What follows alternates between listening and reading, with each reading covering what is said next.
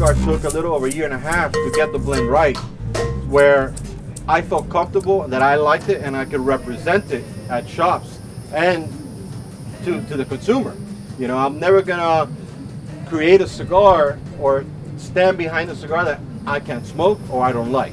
Everything is, you know, it's got to pass my test in a sense. Even though we're blending to fill our gaps in our portfolio, look at what we have, from the strongest cigars that we have to the infused market, and then just fill in the gaps within that portfolio to have something for everybody to enjoy.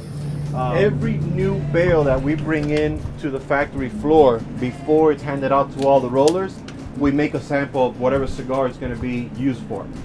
Because even though we'll buy X amount of every crop, they're not always going to be exactly the same. So you always in the process of tweaking the blends. One bale might have been stronger and spicier. Now the next one you brought out, you lost some of that spice. What do you want to do? You want to maintain your consistency of that smoke.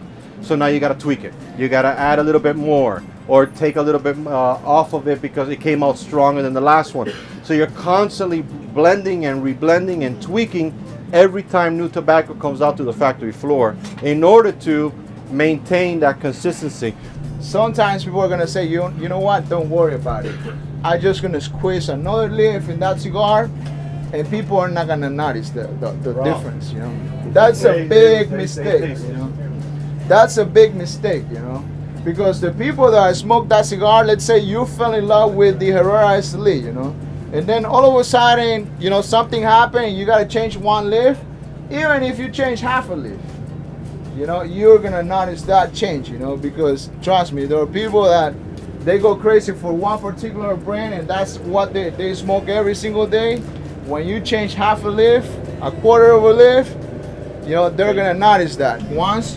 Once you create the blend, now it's time for you to find out the right technique to roll the cigars.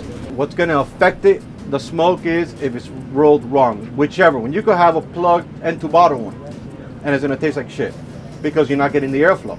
As long as whatever method you're using is done correctly, your end result's usually gonna be, it might burn a little bit different. You might get the cone, you might get this when the ash falls out, but the smoke itself, as long as it's rolled right, you're gonna get the flavors out of it. All right, I hope you guys enjoy it.